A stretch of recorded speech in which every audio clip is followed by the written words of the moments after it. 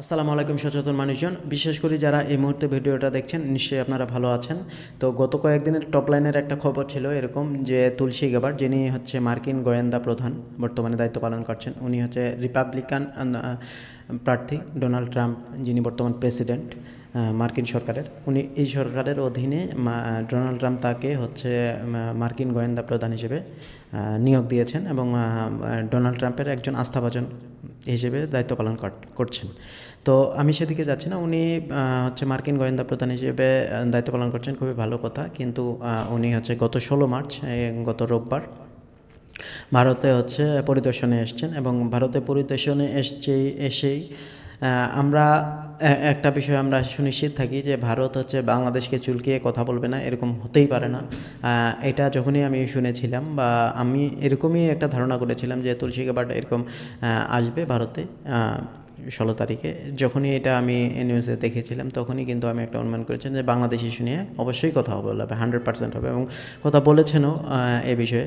তো এনডিটিভির উনি 16 মার্চ হচ্ছে গত রোববার ভারতে এসেছে এবং পরবর্তীতে একটা হচ্ছে নিউজ চ্যানেল যেটা হচ্ছে এনডিটিভি, একটা টিভি চ্যানেল, এই টিভি চ্যানেলের হচ্ছে সাংবাদিকের প্রশ্নে বাংলাদেশকে তুলে ধরা হয়েছে এবং তুলসী গ্যাবার্ড মন্তব্য করেছেন যে বাংলাদেশ সংখ্যালঘু নিপীড়নে, যেখানে হচ্ছে হিন্দু, খ্রিস্টান, বৌদ্ধ এবং অন্যান্য যারা সংখ্যালঘু আছে এদেরকে যে নিপীড়ন জুলুম করা হচ্ছে এ বিষয়ে তিনি এবং হচ্ছে তার সরকার, মানে আমেরিকান সরকার, ইউএসের সরকার এই বিষয়ে বেশ উদ্বিগ্ন।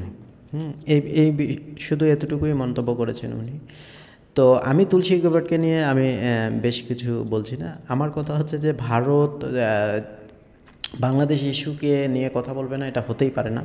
আর মেইন যে বিষয় এটা হচ্ছে যে ওরা প্রোপাগান্ডা ছড়ায় ভারতীয়রা, যেটা হচ্ছে এটা একদম সত্য কথা, মানে এটা আমি তাদেরকে ছোট করে বা হচ্ছে চুলকিয়ে এরকম কোনো কথা বলছি না, একদম যেটা ট্রু ফ্যাক্টস এটা হচ্ছে যে ভারতীয় মিডিয়াগুলো প্রোপাগান্ডা ছড়ায় বাংলাদেশকে নিয়ে, বিশেষ করে বাংলাদেশকে নিয়ে প্রোপাগান্ডা ছড়ায়। এটা আপনারা দেখেছি যে এবং জুলাই গণ অভ্যুত্থানের পর থেকে এখন পর্যন্ত যে লাখো তথ্য ছড়িয়েছে, বিশেষ করে রিপাবলিক বাংলা, ময়ূখ এবং ভারতের অন্যান্য চ্যানেলগুলোও বাংলাদেশকে নিয়ে প্রোপাগান্ডা চালায়। ওরা হচ্ছে যে বাংলাদেশে যে সংখ্যালঘু আছে, যেমন আমরা তো সংখ্যালঘু মনে করি না, ওনারাই করে, সেটা বিষয় না।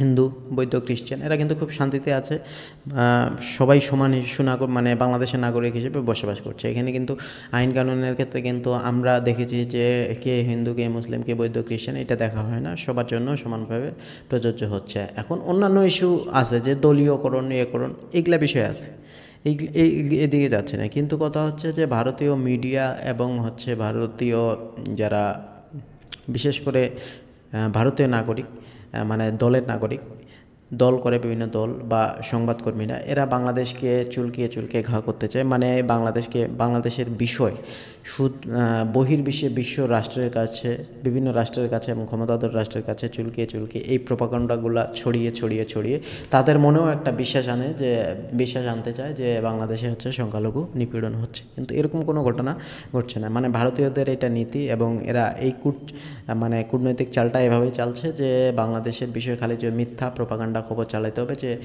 হিন্দু নিপীড়ন হচ্ছে, বৌদ্ধ নিপীড়ন হচ্ছে, খ্রিস্টান এরা নিপীড়ন হচ্ছে এবং এটা বহির্বিশ্বে হচ্ছে ছড়িয়ে দিতে হবে। এবং এই প্রোপাগান্ডা নিউজ চ্যানেল বলেন, মানে ওদের বিশেষ করে ওদের নিউজ চ্যানেলগুলো বলে এবং বহির্বিশ্বে যত নিউজ চ্যানেল এবং এই বিষয়ে কথা বলা, মানে যে কোনো একটা বিষয়ে যখন আপনি কথা বলবেন ওই কথাটা যদি মিথ্যাও হয় বারবার করে বলতে থাকবেন এবং বিভিন্ন জায়গায় ছড়াতে থাকবেন, তখন মানুষের মনে ওইটা কিন্তু গেঁথে যাবে এবং একসময় ওই মিথ্যাটা আস্তে আস্তে সত্য বলে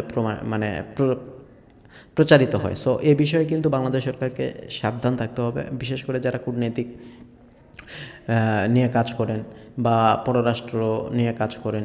বাংলাদেশ সরকারের প্রধান উপদেষ্টা জ্ঞানী বিচক্ষণ মানুষ, উনি এই বিষয়গুলো কীভাবে হ্যান্ডেল করতে হবে ওনারা অবশ্যই ইনশাল্লাহ পারবে, সেদিকে না। কিন্তু ভারতের এই মানে হচ্ছে বিষয়গুলো থেকে অবশ্যই সাবধান থাকতে হবে, প্রোপাগান্ডা থাকে এবং বহির্বিশ্বে যারা এই যে বিশেষ করে যে ইউএসএ এবং অন্যান্য যারা ক্ষমতাধর রাষ্ট্র এদেরকে বুঝিয়ে দিতে হবে যে এটা হচ্ছে ভারতীয় প্রোপাগান্ডা, বাংলাদেশে এরকম কোনো কিছু ঘটছে না।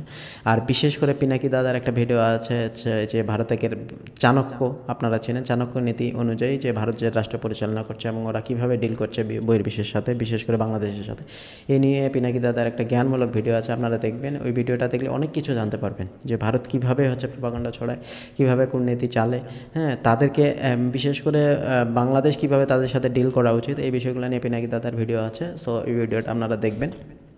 আর এ বিষয়ে সচেতন আমাদেরকে সকলকেই থাকতে হবে যে ভারতীয়রা কিন্তু চাচ্ছে যে আমরা হচ্ছে এই প্রোপাগান্ডা ছড়িয়ে ছড়িয়ে ছড়িয়ে বহির্বিশ্বে আমাদেরকে ছোট করতে। সো এই বিষয়টা সেভাবে হ্যান্ডেল করতে হবে। আপনারা এই বিষয়ে কী মতামত পেশ করছেন দয়া করে কমেন্টস করে জানাবেন। দেখা হবে পরবর্তী ভিডিওতে। আসসালামু আলাইকুম।